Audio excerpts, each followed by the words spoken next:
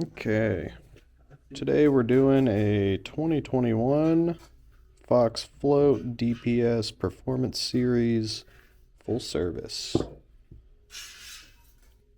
So for tools, let's see. We're going to start with, got some safety goggles, shock pump, various ratchets, a couple of torque wrenches.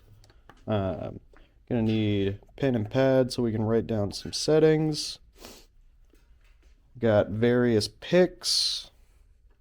Got a little old compression rod. Don't know why we need that later.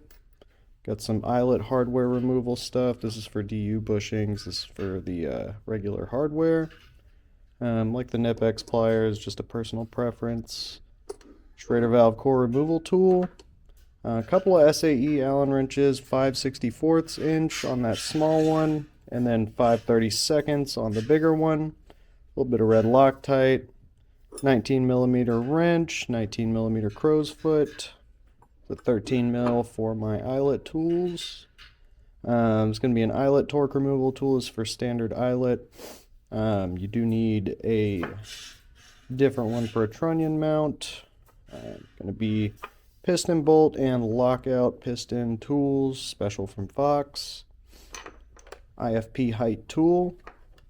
This is going to be the band sizer for the piston band. We may not end up replacing that. We'll see when we get into it. Just going to be a regular digital caliper for setting the IFP height. If you don't have one of these, you can still do it as long as you have the caliper, but we'll get into that later. And then just some basic flat aluminum soft jaws. And this one has a 9mm diameter hole. We'll need that to get the damper shaft off. Some 10-weight green oil. Need a torch, cleaner, and then some rags, preferably lint-free, rubber gloves, zip tie, something to cut it with. And then we got suspension grease, slick oleum. Need some waterproof or marine grease for the dials, something to catch oil in. The vise. A couple of magnets. And then lastly, nitrogen filling tools. We'll get into that later. Alright. And take this, and, give the shock a nice bath, take that eyelet stuff off, and get started. Alright, we're going to be doing this over voiceover. It is pretty hard to get the shop quiet for the amount of time it takes to make one of these videos, so I feel like this is going to be the cleanest way to get the point across. Well anyways, my name's Adam. I am the suspension guy at Texas Dream Bikes. Been doing this for quite some time, really ratcheted it up over this past year when we opened the shop. And yeah, if I can help bring some of my knowledge to, some of our viewers and, show you guys what we do back here or possibly even help you achieve this on your own, happy to do so. Anyways, our shop is Texas Dream Bikes. We're a full-service bike shop specializing in suspension service. So if you got anything that you're struggling with or you just don't want to deal with it, please visit our website, texasdreambikes.com, and ship us your suspension or dropper post. We are happy to get it dialed. Alright, well what I'm doing right now is with a sharp flat pick, I am just separating those two IGUS bushings in the upper eyelet. And once I get one side out, just do it really carefully, try not to stab the aluminum on the inside of the eyelet. It's kind of soft. But we got those out. We'll be replacing them during the service. We're going back in the vise so I can get that DU bushing out of the lower eyelet. You can see me here getting my DU bushing tool ready and completely forgetting that the actual spacer hardware is still in the shock, so we're gonna attempt to get that out, fail, pull the other tool out, and then we'll pull it out that way.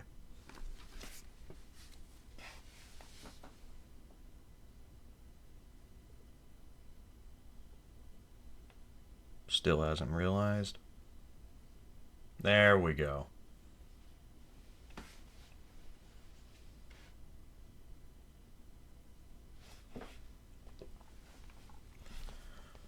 So this one can pull DU bushings out too, but I'm not a fan of using it for that. I just like to use this particular RockShox one. I think it's actually a knockoff, just to pull the spacer out,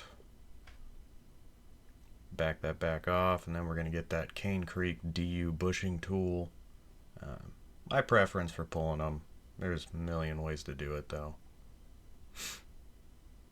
And I'll show you how we put them back in whenever we get to the end of the service.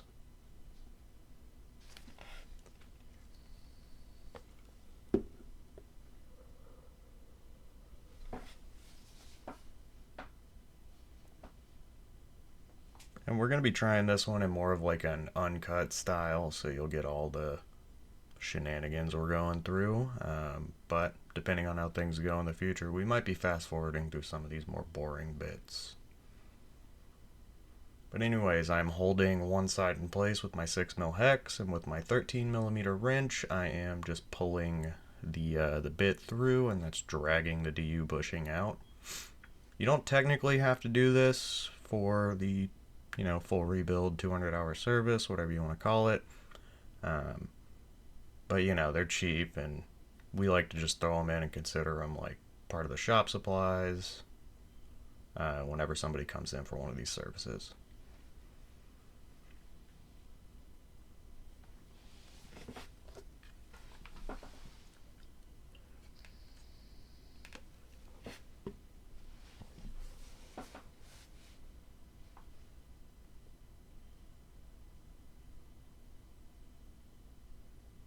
Alright, get that crusty old DU bushing out of there. We're going to throw it away.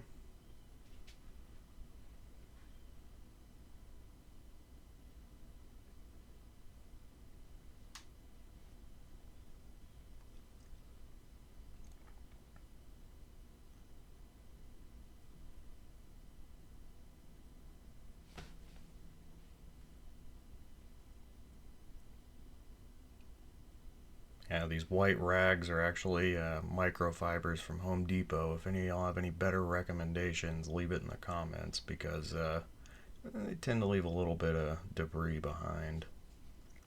Okay, so we're pulling that pin and pad out. Vitally important if you're doing this for customers. If you're doing it for yourself, I'd argue that it's still important, but less so.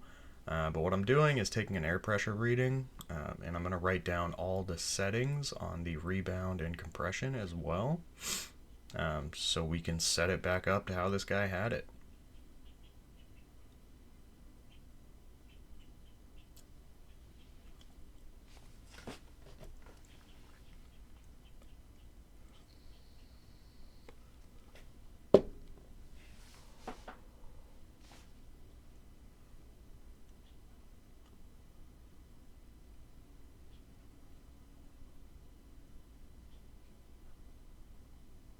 And we're gonna check the rebound settings. You want it fully open while you're actually doing the service, so I am turning it counterclockwise, counting the clicks, and writing that number of clicks down.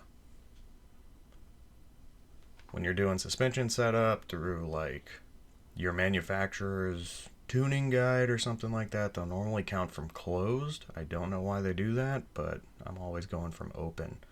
Alright, this probably looks silly, but what I'm doing is slowly cracking open that Schrader valve for the air can pressure and holding it up to my ear so I can hear when that main bearing actually gets to the little bypass and those pressure chambers equalize. If you do this, rather than just letting all the air come out, the shock won't get sucked down. Makes it a lot easier to take the air can off, and well, it's kind of dangerous to open it up while it's sucked down too, because all that negative pressure will rocket the air can off of the stanchion depending on how loaded up it is. So this is probably the most important part, this and dealing with the IFP gas charge, so do not forget this step. We got it down to 0, took the valve core out for safety. This one just has a little 3-position lever for compression, so I just wrote open on that one because that's where he had it. And we're going back in the vise. I am checking the clamp area, just making sure I'm not, clamping down on some weird geometry on the eyelet. And then if you can't break yours free, obviously make sure there's no pressure still in it. But if you can't open it up, go grab a strap wrench, clean off your air can, and then just crank it off like that. Awesome, so I'm setting the air can and these, I believe they're negative chamber volume tokens. I don't think they're top out mumpers, but either way, I'm setting all that air can stuff aside. We'll deal with that later. I like to do all the damper related stuff first and then come back around and do the air can.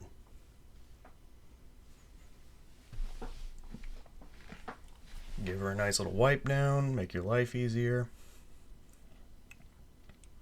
And then I like to position the shock like this whenever I'm digging that little Delrin ball out of the IFP gas charge pellet retainer. So I like my torch. I've got a crappy old pick that I don't mind heating up and getting melted plastic all over it. And then I have a like 90-degree Harbor Freight pick. It's a little bent, but I found that pretty solid for actually digging the ball out. So get it nice and hot, and then at a slight angle, we're going to jam that into the actual plastic ball and just create ourselves a little place to get some purchase and actually pull the ball out. Be careful, you can very easily scratch your stanchion. Trying not to put a bunch of force in it, just sort of lifting it out. Might take a few tries to get good at that, but eventually it becomes easy. I'm looking for my little plastic beaker that I use as a trash can for seals. That's all that was. Alright, so we're going to crack open that with the 5/32 inch Allen wrench, the bigger one. I'm holding a rag over it just in case there's any oil inside of there when you let the gas charge out. If there's oil in there, it'll mist the oil and you really don't want to breathe that in. But yeah, pull the pellet retainer out. It's just a bolt with a hole in the middle. Then there's an actual pellet. It's a little rubber disc in there. That's what you're actually stabbing through to fill the IFP with nitrogen. What I'm doing with a strong, pointy pick is I am trying to flip it sideways so I can just grab it with the tweezers. That'll be trash.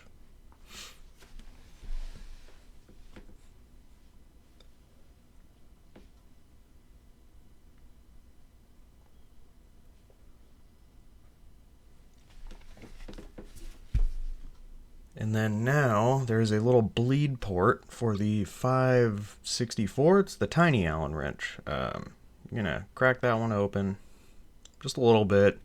The worse condition the shock is, the more air pressure, gas pressure is gonna be inside of this oil. This one wasn't too bad. There was a little bit, but what we're gonna do here is just allow the majority of that pressure to escape. I've got just a little bit version of that smaller Allen wrench. It's easier to get the set screw out that way. You can see me waiting around, probably blowing some lint off from my wonderful rags. Kind of hard to tell from here, but yeah, you can possibly see a little bit of bubbling. It'll become a little bit more evident shortly. But once you feel like most of that pressure's out, you can go ahead and remove that set screw. Underneath the set screw, there's going to be just a little ball bearing. I believe it helps with sealing, so you don't get an oil leak. So I'm going to grab a magnet, pull that out, and then you can just put the set screw on the magnet with it. This is just so you don't lose it.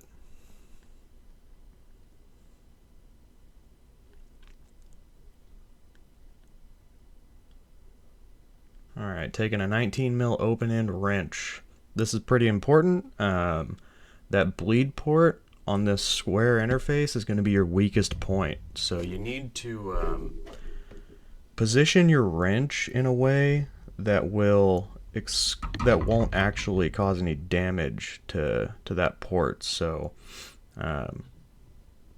your you're going to be applying, say you're turning left, you're going to be applying force on 2 corners of it. You'll just want those 2 corners to not be the one with the bleed port. Fox has a pretty good visualization of this on their service manuals.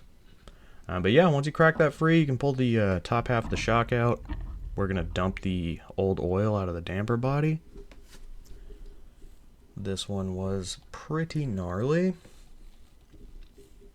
When you see the oil black like that, sure, it could be debris from outside the shock, but it is most likely usually like dissolved seal material. Fun fact. Normally I do this in my hand, but I wanted to show you guys on the video, so I've clamped it down in the vise at an angle. I'm taking my compressed air. I'm going to blow in through the bottom where the pellet is and just pop that IFP out of there. Internal floating piston, in case you don't know.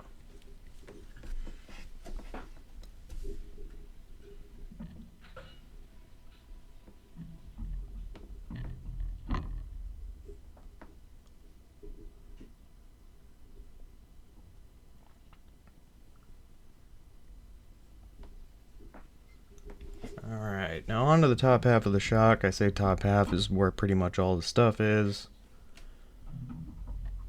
Clamping her down in the vise carefully, using those flat soft jaws right on the eyelet. First thing out is going to be that lockout plate, compression plate. You're going to take just your thumbnails or a couple of fingernails, not a tool. You want to be very gentle with this and just lift it straight up until it breaks free of the O-ring in there. Do not bend this. It is very easy to bend it. You don't want to pry up with a pick or anything. Your fingers should be enough. You might feel some resistance, but just gently push past it. Alright, so we got a 3-lobe FOX piston bolt tool. I'm engaging that with some holes in the top of that piston. And then we're just going to crack that open, crack that loose, back it off all the way. And when you pull this part off, be careful. Sometimes some shims or valving likes to stick to the underside of it. Quick wipe down, set it aside. And if you haven't noticed, I'm going from left to right on my little piece of paper where I'm setting everything. Just so I can go right to left at the end of the service when I'm putting everything back together. It just helps you stay organized. Would definitely recommend doing that.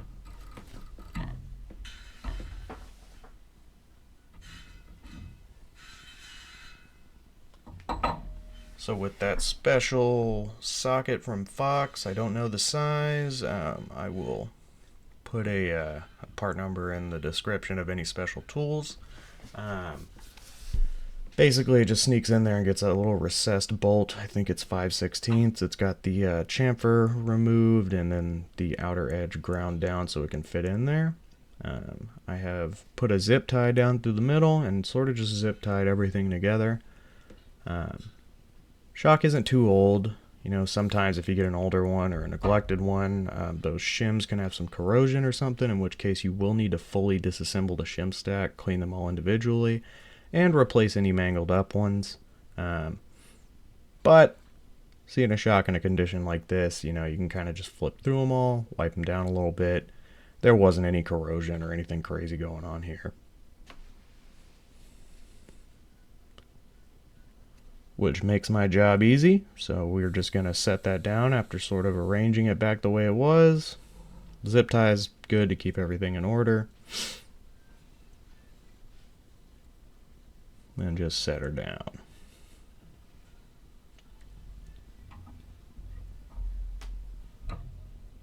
Pull your bearing assembly off. I don't know why they call it a bearing. Seems more like a piston to me, but that is your main bearing. Little bottom out bumper, just an O-ring, set that aside. Get a magnet, pull your bottom out plate out.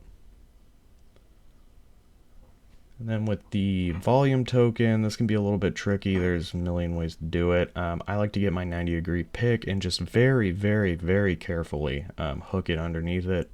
You got to be so careful doing this, though. You don't want to scratch up that damper shaft or the inside of the eyelet. So if you're not confident, maybe a tire lever or something like that might be a good way to get that out.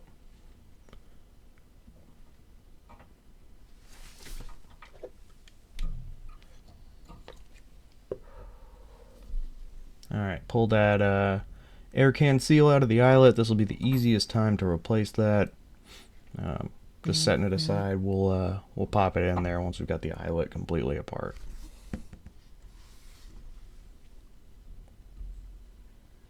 And then lots of cleaning. We're about to put that shaft into a shaft clamp, in which case we need it to actually grip on there. We'll need to remove all oil residue from both the shaft clamp and the shaft.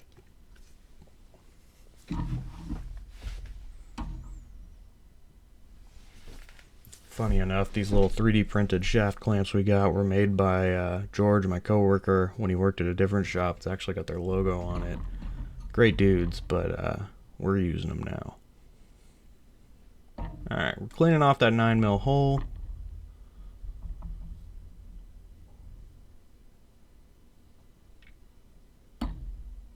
We're going to clean the shaft. Or maybe, yeah, we're doing the hole inside of the eyelet right now.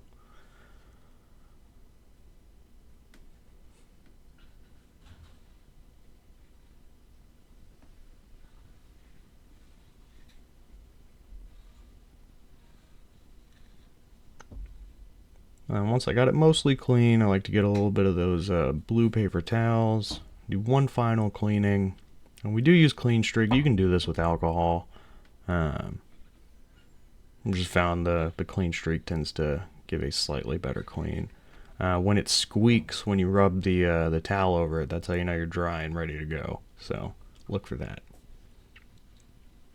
Taking the eyelet torque fixture, setting it aside after putting it on the ratchet, prepping the vise, getting it nice and close. And what I'm going to do next is go pull the torch.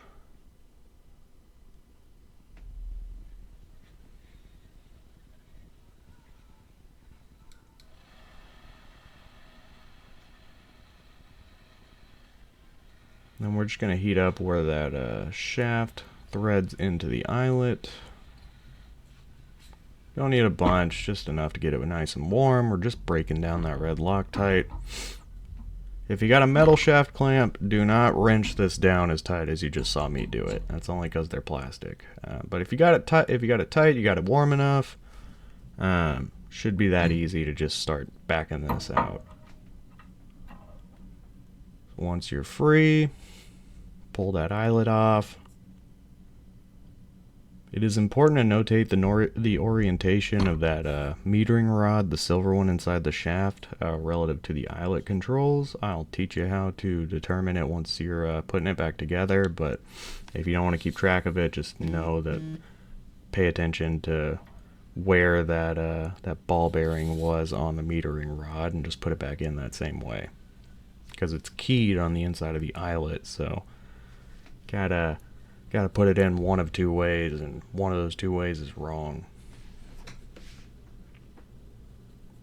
Alright, so now we're just going to be doing a bunch of cleaning on this eyelet. Get that red Loctite out of the threads.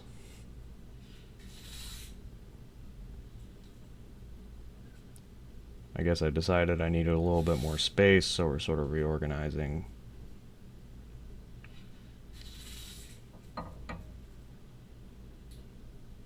Alright, so to disassemble the eyelet controls, you're going to need a 1.5mm Allen wrench to get the set screw out. Now I have noticed quite a bit of dirt buildup that I missed when cleaning the shock at the beginning. It's in that little recession where the set screw is. I'm just sort of digging it out with a tiny pick right now. Then we're gonna blow it out with some compressed air and then start disassembly.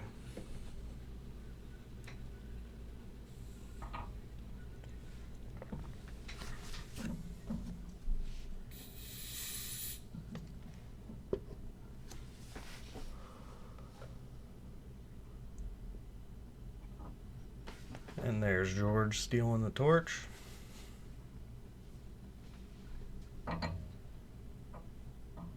Alright, 1.5 mil hex. Make sure you got a good connection with your wrench. And while you do this, I am actually holding all the controls and pushing them down. You got a spring-loaded detent ball. That's what actually gives you rebound the clicks. You don't want that to go flying. But with this one, it was so rusted and crusted in there that I don't think it could have gone flying. But yeah, you saw me. I wasn't trying to yank it out. I was keeping an angle on the Allen wrench to sort of grab that set screw and pull it out. See, very carefully unloading that spring and pulling those controls right out. Now right there, right above the big hole that the controls were in, that's where that ball and spring are. I'm just getting a magnet, pulling them both out, and noticing how gnarly they are.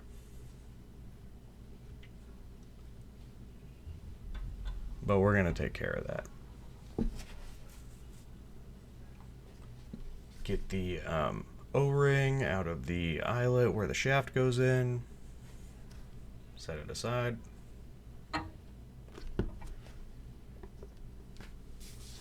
Now the ball, the spring, the set screws, all that stuff, it's all steel, so we're gonna de-rust it here in a second. Right now I'm just cleaning off those cams though from the rebound and the compression. Basically all those things control a camshaft, their own respective camshafts, and that's what's actually making your adjustments for compression and rebound. 1.5 millimeter Allen wrench again. We're just pulling that blue compression lever off.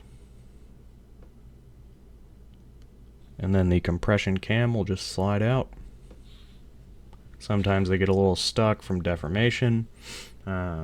Just carefully work it out of there.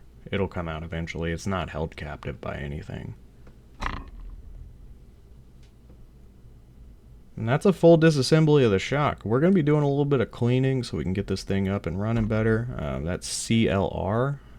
Pretty good at getting rust off. There is better options if you got some stubborn stuff like a Vaporust, which may have been good here. But for what I got, the CLR is pretty good. I'm taking the set screw, ball, and spring. Fruitlessly trying to show you how gross they are. I don't think it's coming through. And dropping them in a little plastic cup. We're just going to let that soak while we do the other stuff.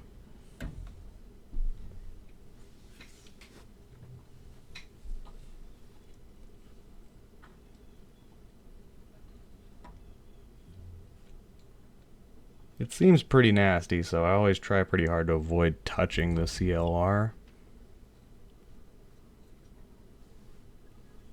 You can see me swapping out some gloves. Must have had a hole in one of them, letting grease and oil in there. Oil, hydraulic oil, some of these greases, most of this stuff is all in at least somewhat carcinogenic. So, you know, if you do it once in a blue moon, you should wear gloves. But if you do it as much as I do, you really need gloves, because otherwise get cancer or other sorts of medical issues. So better safe than sorry.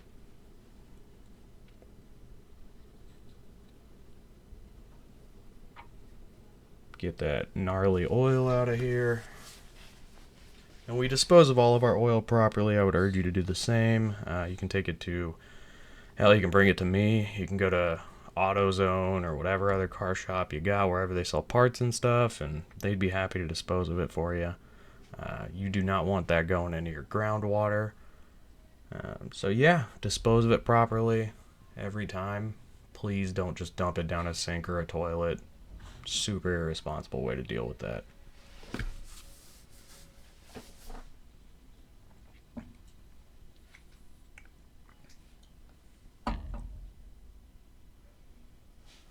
Alright, and we're just cleaning off all of the dials, camshafts, all that good stuff. Spraying it down with Clean Streak, hitting it with a Q-tip as needed. Get them nice and clean before you put them back in.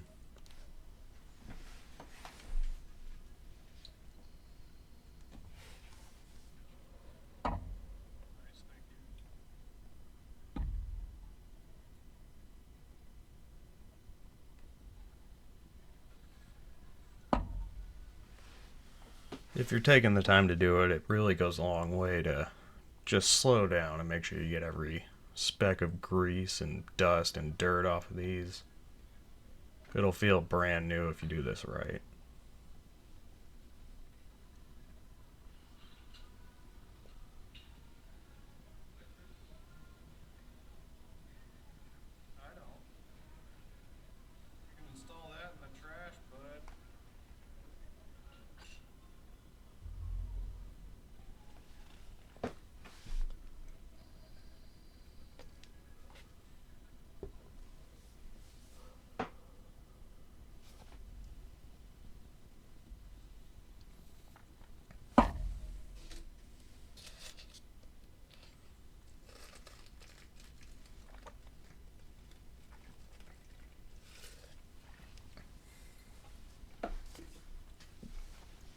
So we're going to give the same treatment to the eyelet, but first I'm taking my just straight pick, the sharp tiny one, and dragging it around the threads.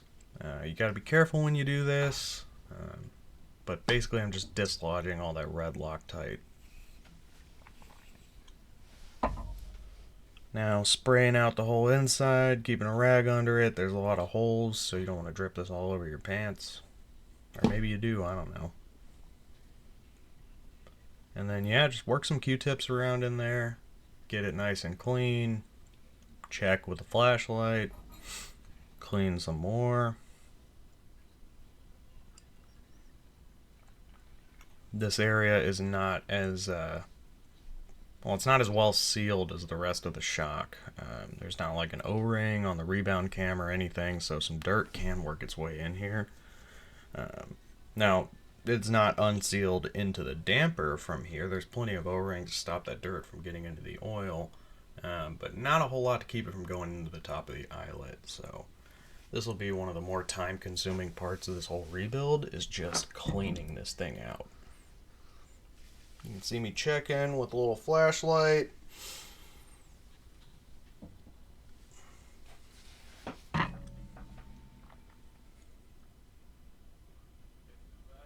And a little bit more cleaning. Plastic ones are back there. The plastic ones are back in the closet. It's a snake and a pigeon.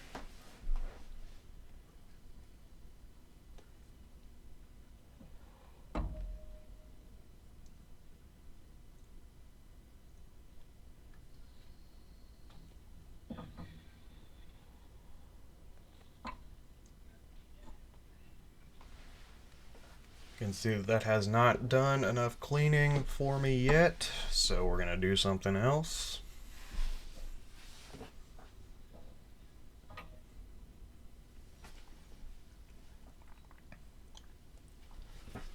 Alright, so we're starting with the metering rod. That is what controls your rebound. So I've got my just thin, straight pick. I accidentally bent the tip of it a little bit when I first got it. And that helps a lot when getting this O-ring out. It's right at the top, right through the hole at the top part where it's got the ball bearing and everything. What I'm doing is sort of just trying to work it in there and hook the O-ring and then pushing it down into the inside of the tube. And then with that old compression rod, I'm showing you it's the same as the thing you pulled out. I'm just going to gently shove that down there, guide that O-ring out. Now don't shove it through too fast because it will go flying, and you need to match that O-ring with the one from the kit. So just, you know, chill out.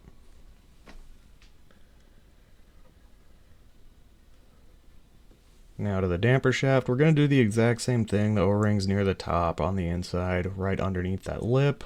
Just poking it, trying to drag it down into the middle, and then shoving it out the bottom. It is a bit of a struggle sometimes. You will get better at this if you do 10, 15 of them.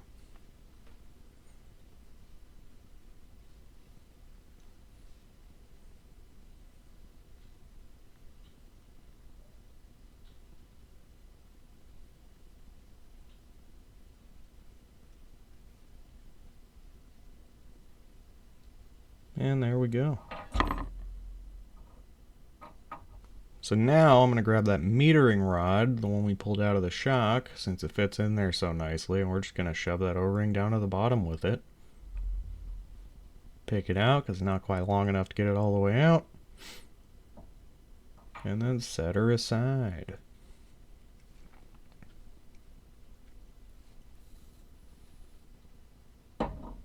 Most of service is just cleaning stuff, so, you know, take a second and make sure it's all nice and clean.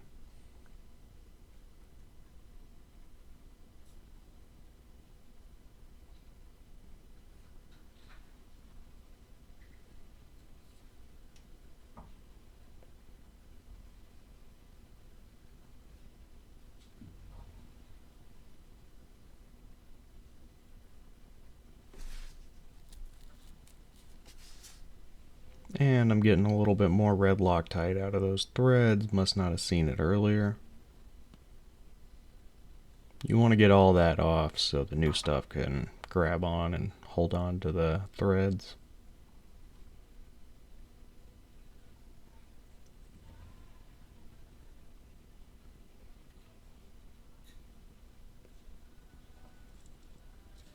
Still working. We're going to leave that for a few more minutes.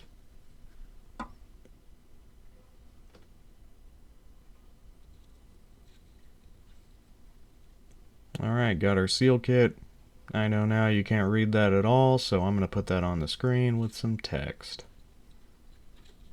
The seal kits for these DPS is pretty much a one-stop shop. They do have a supplementary kit if you got some weird ones, but for the most part, this particular kit covers most of them. Obviously check before just sending it and going off of my word.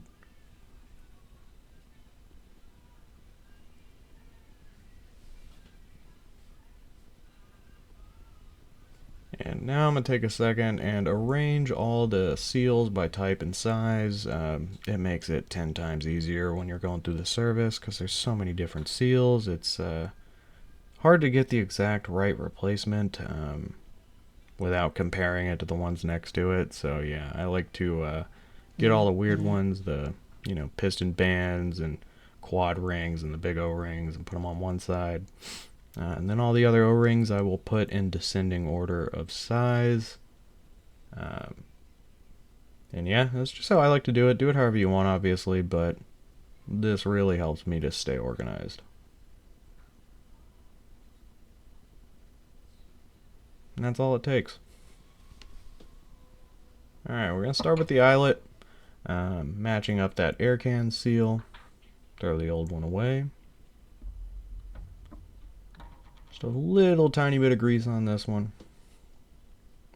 It'll get some more grease during the reassembly later. And then yeah, this will be the if you've only done 50-hour services and this is your first 200-hour, first full rebuild, replacing this seal kind of sucks when the shock's all fully put together. This will be the easiest time you've ever had swapping one of these out. Still a little tricky getting it to lay down in there right, but man, without the shaft and the rest of the damper in place, very nice.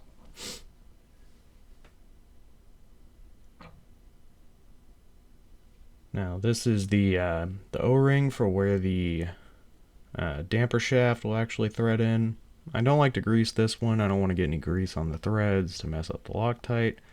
It's not like anything's moving through this seal, so I found no grease is probably the best way to do this one.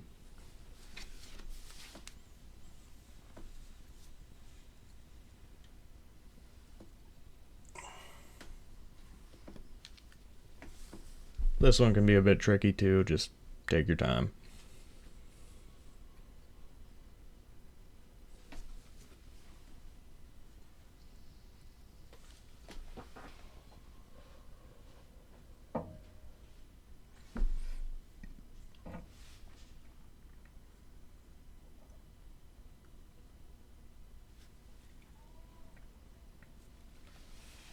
Alright, now we're going to do the damper shaft O-ring. A little bit of grease. And I like to take those tweezers, forceps, whatever you want to call them, and pinch the O-ring long ways. You do have to get it past a lip, and that lip is pretty recessed, so I found this is just the best way to do it. Push it halfway in there, get it wedged, and then jiggle the forceps until it lets go, because you're just trying to get that seal past that lip. I'll take the metering rod, push it until it's just on the inside of that lip. And now I'm taking my straight pick, and I'm just gonna rest the side of the pick on the O-ring and sort of just like roll it down the side of the shaft until I feel it drop into the groove. Then I'm holding it in place, taking the metering rod from the bottom and just slowly pushing up. That metering rod will push the other, the rest of the seal into that groove. And if you look down the top, I can't show it on video, but you can actually see it just fall right into place. Check by looking down the inside. And then we're going to do the exact same thing to that metering rod. Come in from the top, grease the tiny little O-ring, throw the old one away. Just a little bit of grease, you don't want it flying all over the place. And you're going in the top side, the side with the ball bearing and weird shapes and all that. You just want to get it, half sunk in there. This one you can do with your fingertips. We're pushing it just a little bit down, and now we're doing the same thing where we sort of grab the side with the side of the pick and just start pushing downwards until we feel it fall in place. Hold it where it is. And then compression rod from the bottom. You're going to very slowly just push it up, and as you're looking down the top, you can see the compression rod, since it's got a point to it, will just sort of roll it into place.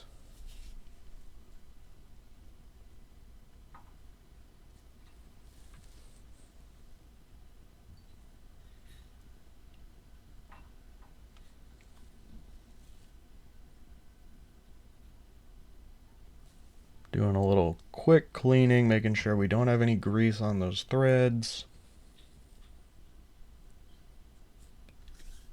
Take some grease, coat the outer shaft of that metering rod. Now there's going to be some resistance because of the new O-ring, and these metering rods are very fragile, so carefully push it through. Don't go banging on the desk or anything, because you're going to break it. They're pretty much made out of tin foil. Alright, so now we're switching over to that waterproof grease. As I was saying, all that dirt and debris can work its way in there, so you want to use waterproof grease just to sort of stand up to that a little better. You won't use it inside the damper, but for this, it's perfect.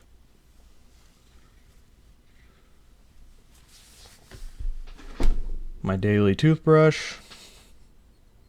Make sure I don't forget to take that home later. I'm kidding.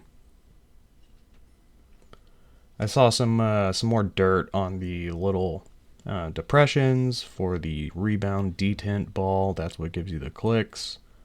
Just want to get that perfect.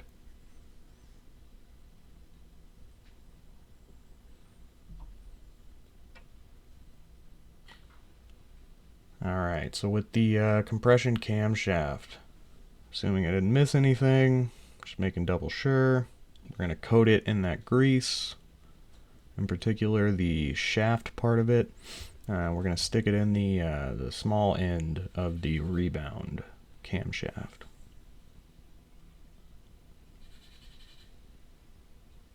Alright. We're going to hit it with some more grease, and I mean a good amount. For the actual cam lobes on the compression camshaft, and then the outer part of the rebound shaft where it's actually going to contact both of those rods. It's kind of hard to see, but I'm putting a good amount of grease on there. Most liberal application of grease anywhere in the shock. And then yeah, setting it aside, because I think the CLR has done its magic, so we're going to check on the ball, spring, and set screw.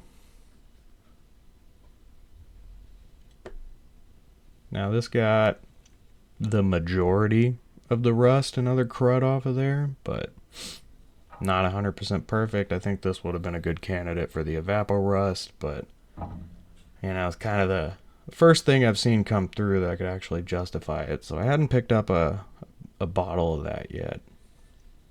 But for this purpose, the CLR is doing a good enough job. Got the majority of it off. It's not perfect and shiny again, but you know, for what it is, I think it's going to do.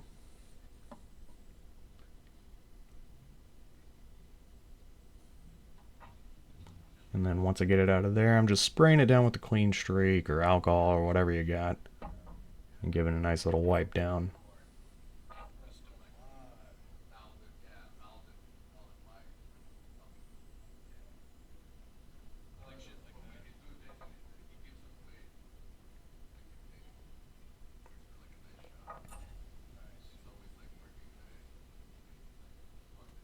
And then getting that last piece out.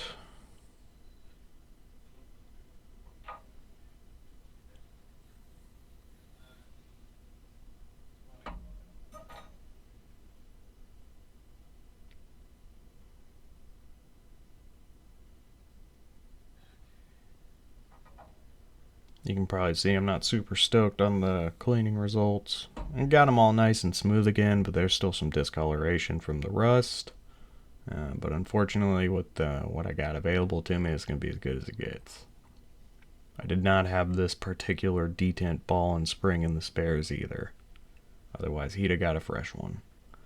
I like to take just a little bit of that waterproof grease and stick it in the hole where the spring and ball goes.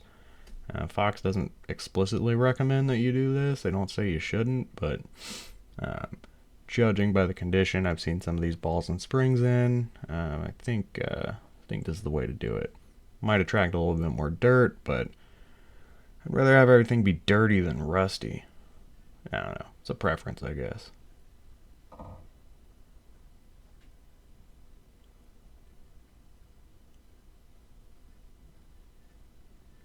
Alright, no binding. Detent ball and springs working great. Wiping off some excess grease. Now we're going to take the rebound and compression cam. And we're just going to drop her right in there. And you can see, once it meets that ball and spring, you kind of compress it in and out a little bit. You're going to want to hold it all the way in, because we're putting that set screw back in.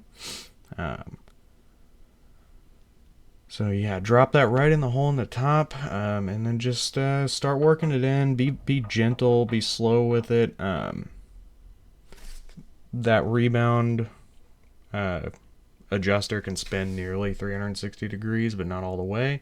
And that set screw sits in a little groove machined out of there. So most of the way around it can go in, but in one little spot it'll actually hit the aluminum. If you feel it stop short, back it off, spin that rebound adjuster a little bit, and then finish putting it in there. You're going to go until you feel it contact, and then back it off like a quarter turn. And you can test it by trying to pull that assembly out. If it stops it from coming out, you're good to go.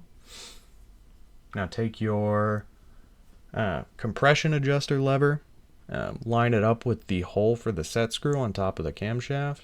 Now you may need to flip it around, but once you get it on there, just tighten that set screw back down with your 1.5.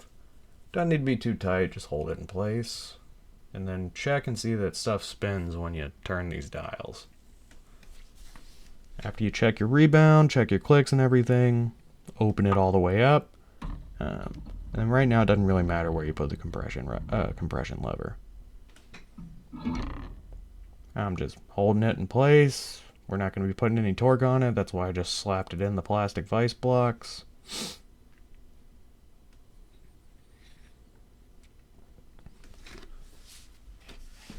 Alright, so with that metering rod, I'm sure you'll notice I only pushed it about halfway in there. That was on purpose. The metering rod is keyed in the eyelet. If you look in the eyelet, you can see basically a way where it'll only go in one specific way. So make sure you get that right. I like to engage that and then push the actual damper shaft down, start threading it in. Make sure you get this part right. because I've messed it up before and you'll just tear everything up on the inside of the eyelet. But anyways, that rebound metering rod, it's got a ball bearing on one side, so you're going to want to make sure that side is the one you're pushing down in towards the rebound adjuster cam. So the way to check that is just spin the rebound adjuster and see which part of it's spinning. It's usually anodized red, but not always. But you want to line it up to where the ball bearing on the tip of the metering rod is the one interacting with that. So just check that, stick it in there. You'll feel it kind of engage. And then just start threading the shaft in. Once you get it down, put a little bit of red Loctite on there, not a ton. Make it harder on yourself when you do this again in a year or two. But yeah, start threading that shaft in there. I like to do this by hand until it stops.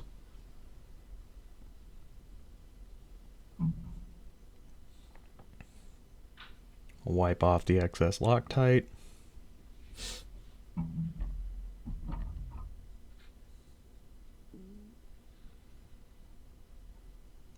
Then we're going to give her one final cleaning on the shaft because we're about to torque it and want to make sure nothing's slipping around.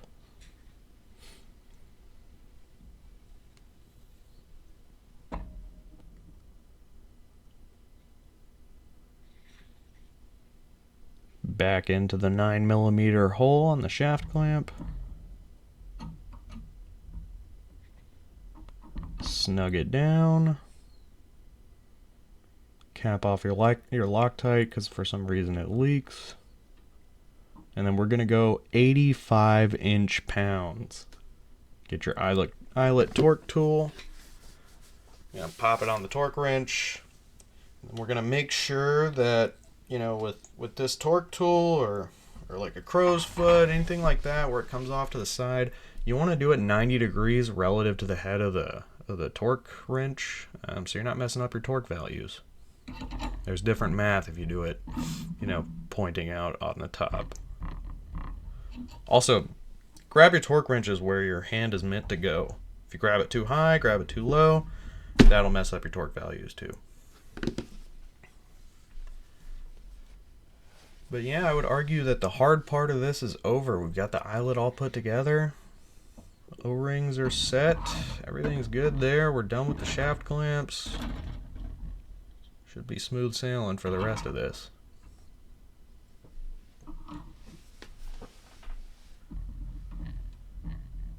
Alright, we're just clamping by the eyelet, tossing it back in the vise.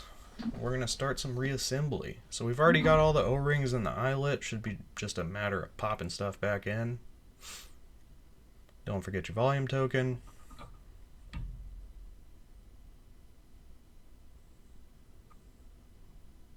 Got our bottom out plate, washer, washout plate, I don't know.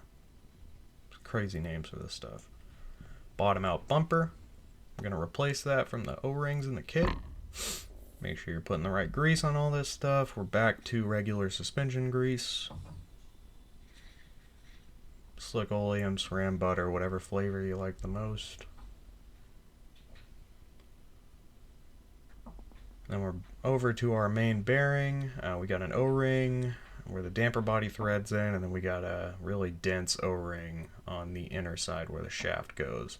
So just go ahead and pick those out.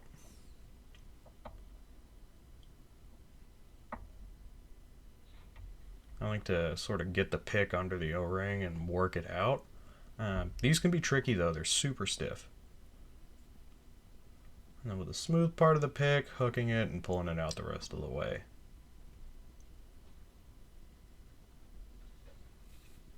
Clean it all.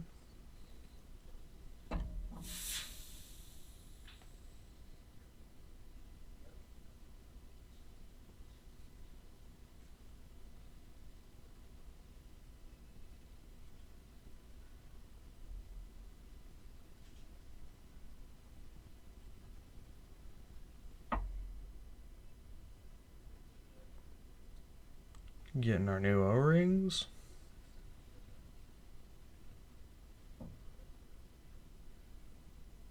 Make sure you get the right size ones. I have no idea how many shocks I've rebuilt from somebody else just putting the wrong O-ring where that damper body or stanchion threads into the bearing. Gonna have a bad time if you do that.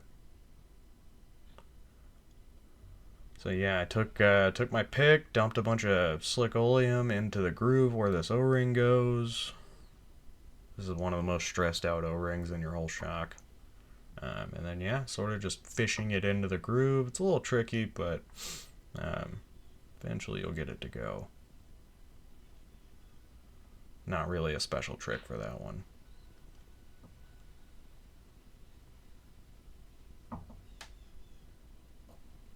Just checking that it's fully seated.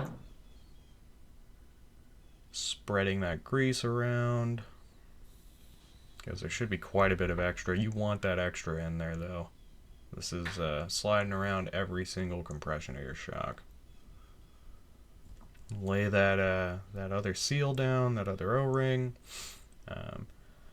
And now when you put it back on, you want to be very careful not to side load it or anything, because there's two layers you're going through. You're going to get it past the O-ring first, and then there's a bushing. And if you go past the O-ring at an angle, you're going to drag down the side of the bushing, and you'll see a bunch of material on the into your damper shaft. You really don't want that. That bushing material is important, so make sure you keep everything nice and parallel when you're pushing that back on there. There's no bullet tool or anything for this one. I don't know why, but this is just how Fox has you do it. Okay, so I'm taking my zip tie, I cut it open, I'm sticking it down the inside of the metering rod. It's a small enough zip tie to where it can fit, and that's just to help me guide everything down. I know that I put the pointy end of the zip tie down through it, so if I just cut that side, I know that's the direction that the piston, valve, shim assembly goes on. Snug it down by hand, and then we're going to get our torque wrench. The torque spec for this one is 60 inch-pounds. 60 inch-pounds.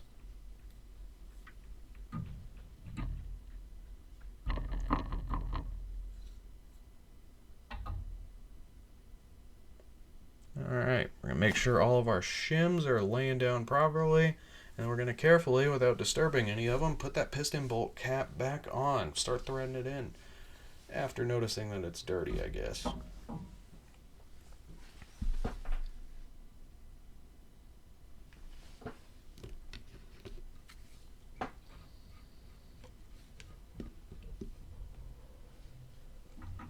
Yeah, thread it on there by hand. And then for this one, we're going to use our torque wrench at 22 inch-pounds. Super low torque. I would argue this is a pretty important one. Buy the torque wrench that'll do this reliably. Kind of hard to find torque wrenches in that range, but yeah, 22 inch-pounds. It's practically nothing. Alright, we got our compression rod, give it one last inspection, grease up the shaft, drop it in the hole in the middle. You're going to feel some resistance when you get to the O-ring, that one that you swapped inside the metering rod, and then test the function of your blue lever. It should be lifting that to 3 positions, fully closed, sitting down, a midsection, and then all the way up to the top should be fully open. Now, Fox has a really expensive like dial indicator and some other stuff. We typically buy the tools you need, but seemed unnecessary. But what I'm doing is checking the tolerance, how much it opens up between closed and medium. Fox has a range, I think it's 0.77 millimeters to 1.27. But if you're within that range from closed to medium, then you're good. You're just measuring how much it lifts out. There are some washers that you can play with to get that within tolerance, but pretty important, so definitely check. And that's it for the top half of the shock. We're going to move on to the lower half, damper body, stanchion, whatever you want to call it. So we're just cleaning the inside of that out. We're gonna swap the O-ring on the IFP, set it, and put the damn thing together.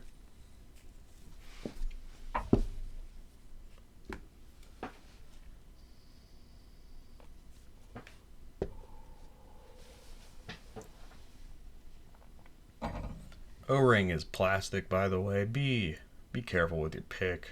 You don't want to scratch that up.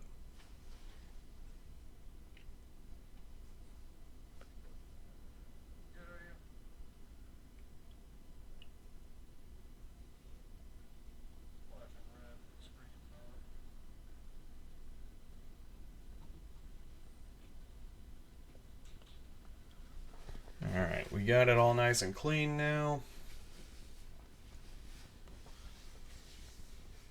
We're going to grab the new O-ring. Should be the thickest one in the kit.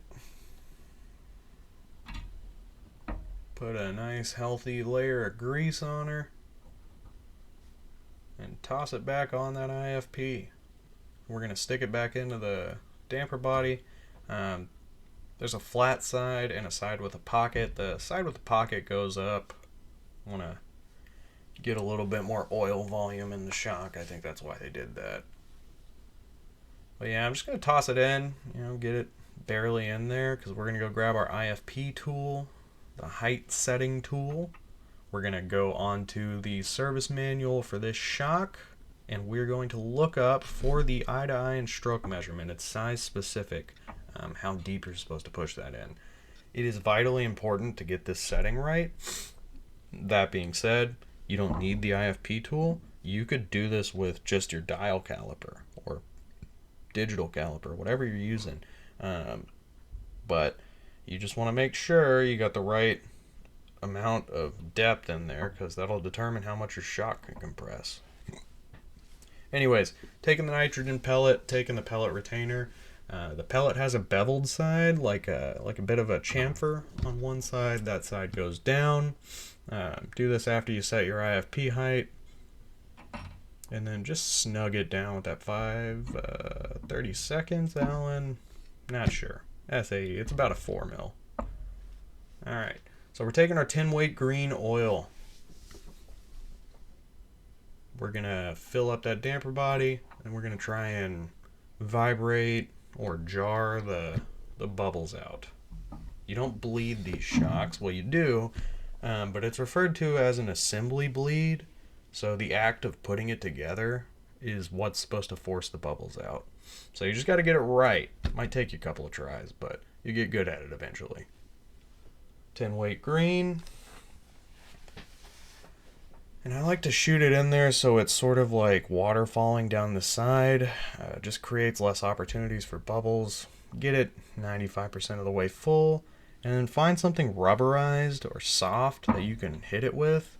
I like this little Pedro's hammer with the rubber nylon tip, but a rubber mallet, your shoe, a vibrator, whatever you can come up with. You're just trying to shake this thing to get the bubbles out. I'm hitting front and back side of it, and then I like to take the metal part of the hammer and actually just hit the bottom of my vise. If you don't want to do that to your vise, I'm sure you can come up with some sort of way to agitate this, but we're just trying to get that, any last bubbles out of the oil. You'll typically see 2 or 3 of them rise out.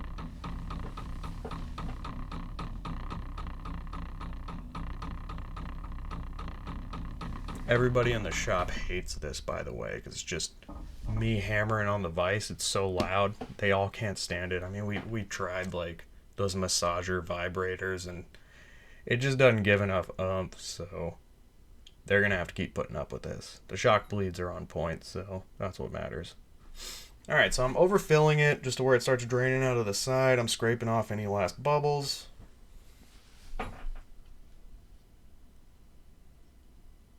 And then I'm gonna plug the bleed port with my finger on the underside.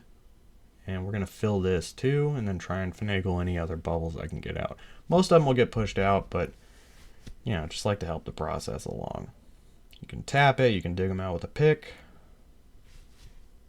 Oh, the piston band, that little, green turquoise Teflon band around the piston.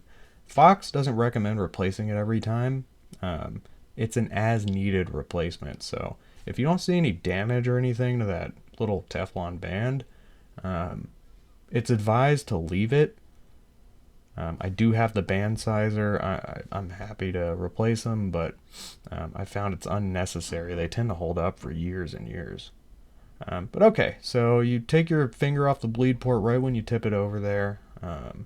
Shove the shock into the damper body, the piston, and then you're just going to start threading it closed.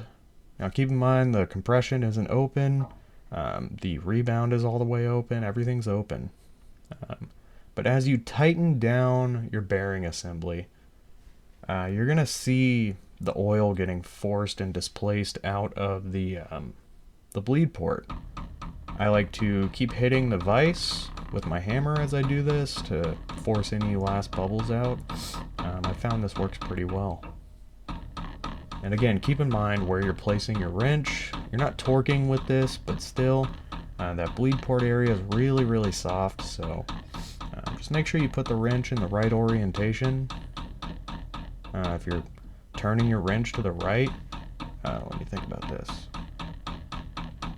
Yeah, if you're turning your wrench to the right, the lower section of the right arm of the wrench is going to be where the force is, and on the left side, the upper section is going to be where the force is. So, you know, put that bleed port somewhere that isn't one of those 2 points. I know it's hard to tell based off of me just talking about it, but you really don't want to crunch that up. If you're doubting it, I would recommend going on the Fox service manual for this shock. They show you with pictures how to do it.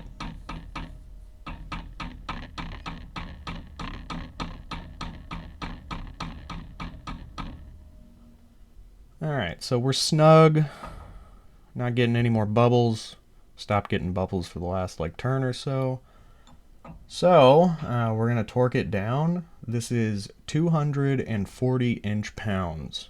So it's about the maximum of my torque wrench. There's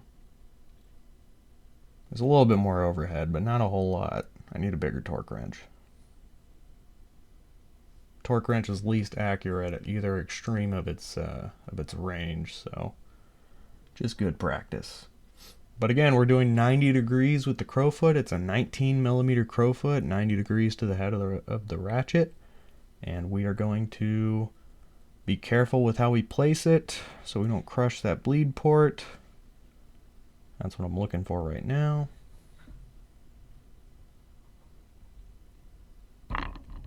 And there's 240 inch-pounds. She's tight. Take your ball bearing for the bleed port, drop it right in there. It's really satisfying to watch it slowly sink down. And then take your set screw,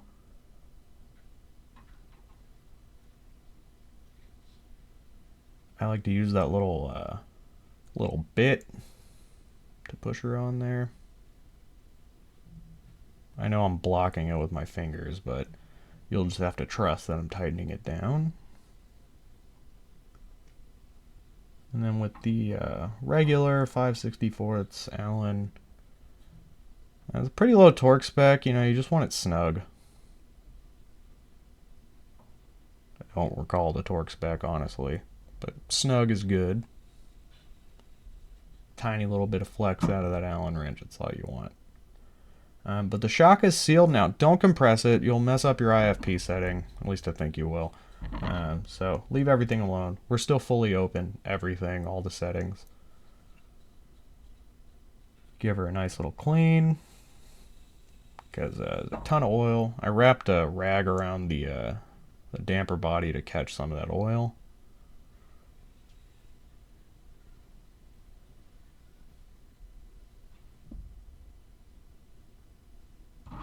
We're going to get our nitrogen filling system. Now you can totally do this with just regular air. I like to do nitrogen on everything just because, you know, I feel like it's a little bit more professional, but you know, I filled my own shocks with air. If you don't want to get a nitrogen system, you know, I don't think it's vitally important as long as you're staying on top of service intervals. The whole idea is the nitrogen's harder to leak out and it's drier than regular air. Moisture's bad, but you know, if you're religiously following this annual service schedule, I don't think you're going to kill your shock by putting regular air in there. But not everybody follows that service interval, so we want to give all of our customers the best shot, and we'll fill them with nitrogen. Also, it's kind of fun to use. But yeah, if you're doing the nitrogen, I can't recommend enough just shelling out the money for the FOX needle fill tool. Very safety oriented, the design. It'd be pretty hard to stab yourself and shoot yourself full of nitrogen, which would be a... Sorry, pause the recording. But yeah, you just want to be super safe with this stuff. You want to avoid getting nitrogen shot, you know, subcutaneously. That's probably the worst kind of the bends you could get. So yeah, you want to play it safe with this stuff, especially when you're shooting it out at 500 psi, which is why I prefer the FOX needle. You have to actually do some pretty deliberate stuff to even expose the needle. So yeah, big fan of that. I use it any chance I can, even for, you know, another company's shock. Whenever applicable, I'll go for it. So what I'm doing off screen is I'm over at my nitrogen tank dialing in the regulator. We're going to fill this bad boy to 500 psi. That's standard for the DPS shock. So with everything in place, I'm just sort of loosening a little bit that pellet retainer. Sticking the tool on the end of the needle in. We're sticking the needle in, and once the needle's in, we're going to tighten it down, hand tight but nice and snug. Tightening down that pellet retainer, by the way. And then yeah, once we hit 500, just pull it right back off, get a nice loud pop, and we're going over to the dyno. I did not mention this in the tools. Most of you probably aren't going to justify buying a dyno if you're doing this in your house. So yeah, throw it on the bike. It's going to be a bitch, but without the air can, you know, just throw it on the frame, put your through axle in, there's your lever. But right now, we got a good hard lock, no bubbly noises, testing rebound, boom, rebound's working great.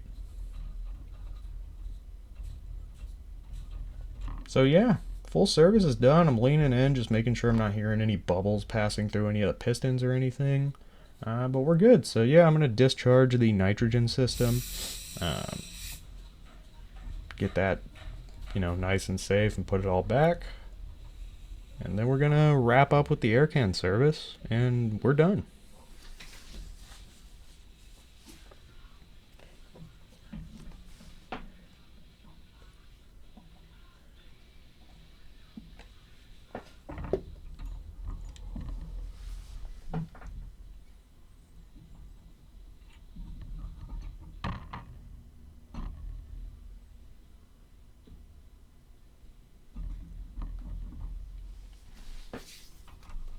Alright, so next we're going to put that little white plastic Delrin ball back in the pellet retainer.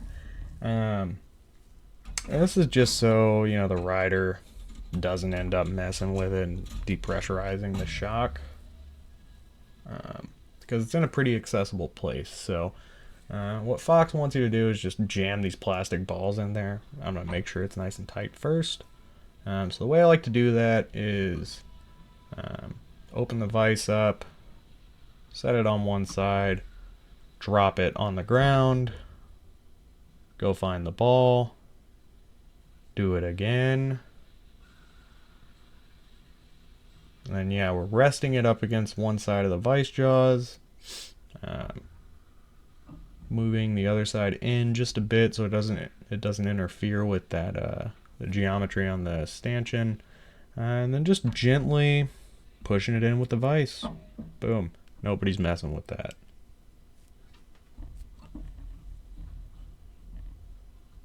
Alright. Most of you probably done this before, but in case you haven't, we'll go through it.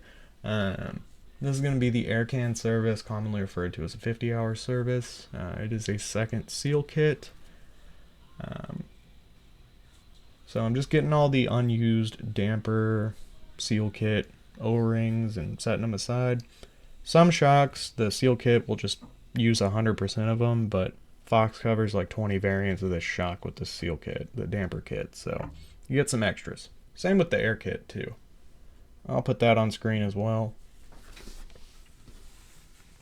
And that's going to be their basic air spring kit. Fox is great about this. It covers like 80% of their product line. Some of the newer ones use a different basic air kit, but I mean that's easy. Two seal kits, easy to keep track of. So we're just pulling the seals out of the air can. We got that wiper seal out already. Normally do that by finger. And then there's a sandwich of 2 Teflon backup rings with a quad ring in the middle. I normally start by getting the quad ring out. I know it looks like I'm cavemanning it, but I'm being very careful not to touch the aluminum of the air can. So stab that quad ring and just sort of drag it out of there. Give her a good cleaning. Make sure you get in the grooves where all these seals sit.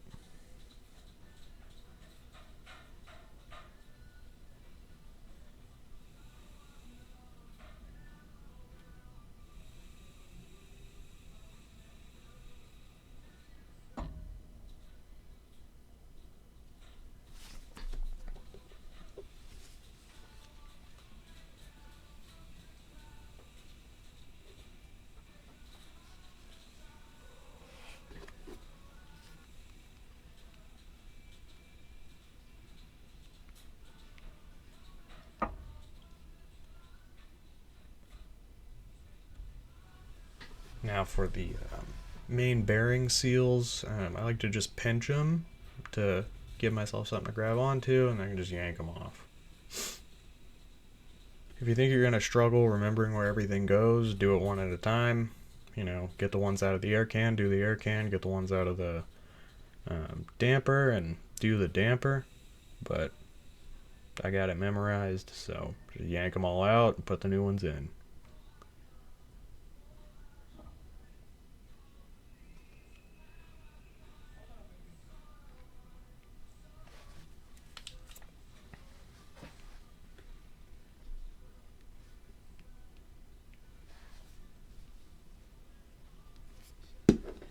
Alright, just kind of going through and grabbing the ones I know I need. So these backup rings, the white ones, they're more support than anything. Support and like low friction. So not too worried about putting a bunch of grease all over those, but it'll go backup ring, quad ring, and then backup ring. Now make sure you don't roll that quad ring over. It needs to be nice and consistent all the way around. And then the backup rings, you want to oppose the splits. It's not a huge deal, but I like to have the one split 180 degrees or 6 o'clock relative to the other. And we're going to do the same. The backup rings aren't split on this one, so on the air can I like to sort of bend it into a taco shape and work it in there. We got backup ring, doing that on the bottom. Then we're putting that, I think it's still a quad ring, it's just a weird shape. Backup ring, quad ring, backup ring. Taco that backup ring, get it started, and then it's tricky, but you can fish that last little bit in there. I like to run my fingers through it to sort of stretch it and make it take its form. And then for the wiper seal, just put it in there. It's pretty easy to snake it in there. Make sure it's all fully seated. And then we're going to take some lube. We're back on the slick oleum, just suspension grease. And then we're going to do the air can seals and that main bearing piston, whatever you want to call it. I like to spin the shock just to make this easier on myself. It's just a habit. Do it however you like, but you want a pretty liberal coating of grease on both of these. Get that on there, spread it around. And then I've got a little pipette. I will use to put some oil into the air can. Fox has switched over to the 20 weight gold for the air cans, but if you still got float fluid, that blue stuff, you can use that too. So what I'm going to do is put some on the inside, half to 1 milliliter. This will end up in the negative air chamber.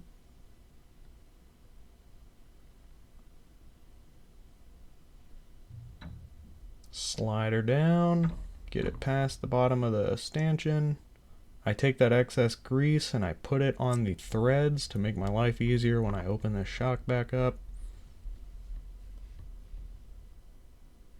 And then what I'm doing here is forcing the air can down until I hear the air just hissing by and both of those chambers equalizing. See how it's not pushing back up now and sort of wants to push down?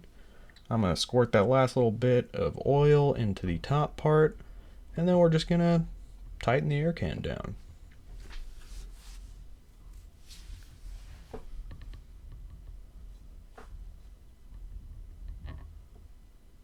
I'm putting the valve core back in.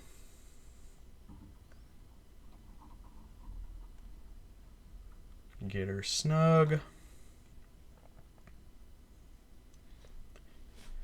And prior to fully snugging down that air can, I like to just clean everything so I can actually grip onto it. At this point, I know you can't really see it that well. It is coated in grease and oil and other stuff, so I'm going to get that off of there. And plus, you don't want to leave that on after your service. The greases and the oils are pretty bad for the paint. If left unchecked, it'll strip it off and deform the surface of the metal. Keep that stuff clean. I don't pull the strap wrench out for tightening the air cans down. I just give her a good squeeze and turn, and that seems perfect for me. Been doing this, man, like 13 or 14 years at this point. That's definitely good enough for me so far. Okay, we're going to swap that DU bushing out. We're putting that new one in there. He had a DU bushing on the lower eyelet, and the upper eyelet had the IGUS bushings. So we'll do DU first. Super simple. I just like to put a little bit of lube on there just to make my job easier. The split, I like to angle towards the other eyelet. I don't think it matters. In fact, I know it doesn't matter, but it's just how I like to do it. And then with my soft jaws on the vise, I do it just like I did the Delrin ball. I hold it in place up against the one that's moving, and then I just snug it all down. You line it up right, it'll go in super easy. Just go until it's nice and flush.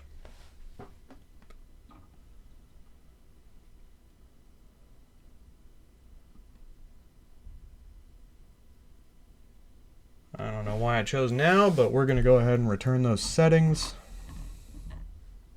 Just did the rebound clicks, put the compression setting, and then we're going to swap those IGUS bushings out of the top eyelet.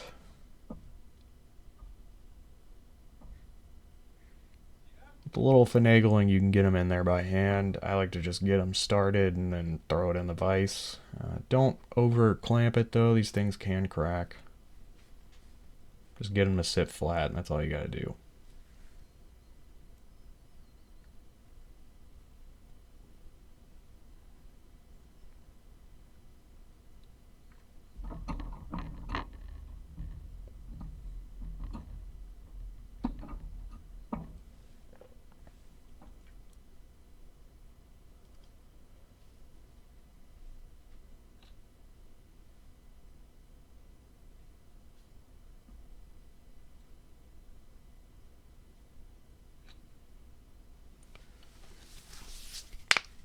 And we're just getting those gloves back on. We're going to do a little bit more cleaning and put the eyelet hardware back into the shock. And then we're going to reinflate it, and this thing will be good to go. But yeah, you can see me cleaning that out. I'm just going to throw a little bit of grease on it. At least I think I do. We'll toss them back in the shock. Don't get your eyelet hardware mixed up. Make sure you get it in the right eyelet. I believe this is the lower side. Yeah. Fresh DU bushing can be a little tight, so we're going to use the vise to get that one in there. I like to get it, you know, as far in as it'll go, and then I'll use the spacer to, you know, get it to do that last little bit. Kind of tricky. You need to hold it in place and then clamp with the vise. Be careful when you do this. Or you can just use the eyelet hardware tool. It's probably a better way to do it. Alright, those are in. It's really skinny though, so it doesn't like to hold on to the spacers. It's for an Ibis Ripley. You can see it behind me. Really low profile hardware on that lower eyelet. Going into the IGUS one should be a little bit easier. We got our spacer in there. We put the O-rings in and get those little washers on there. The plastic bits go on the outside.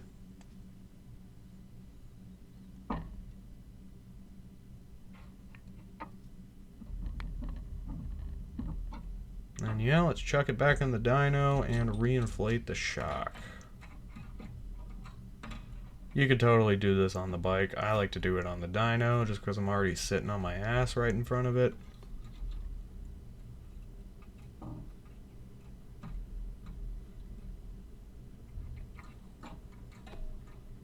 Pretty goofy doing that with your head, but I don't know, sort of the perfect way to do it. At least for how I have it bolted into the table. But yeah, it's putting the shock pump back on there. We've already got all the other settings in place. You know, if your customer had it in the lock position or something, I might open compression back up to be able to do this. But yeah, so you know, it's a 2-chamber shock, positive, negative air chamber. You want to equalize those chambers as you're setting it up. If you just put 200 or whatever PSI in there straight off the rip, second it gets compressed, it's going to equalize, and well, now it's 170 or somewhere around there. So I just like to stop and compress it until I hear it equalize. Generally every 50 PSI. Just sort of makes it easier to do.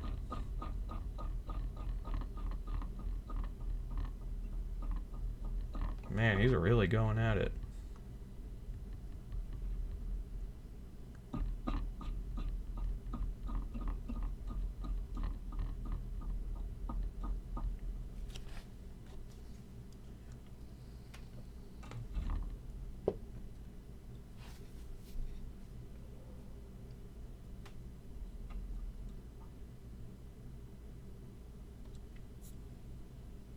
Overshot it.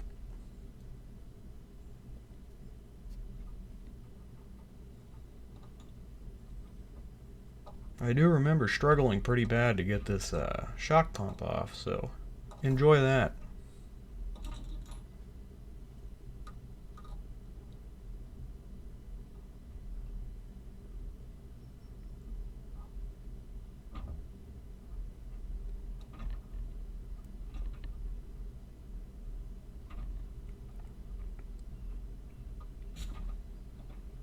Alrighty, folks. That is going to be your full service on one of these shocks. Just giving her another little test, but she is good to go. So we're going to pull it off, put it back on the bike, and let this guy know it's ready to go. I just want to say, if you made it this far, thank you for sticking all the way through the video. I hope you learned something or were at least entertained, but no promises. Alright. Well, if you got any issues with your suspension, need some help, don't feel like dealing with it, whatever your thing is, swing by or mail us your suspension. We've got all the tools to do just about anything.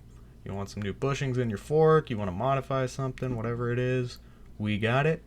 Just go to texasdreambikes.com. I'll put it on the screen and in the description.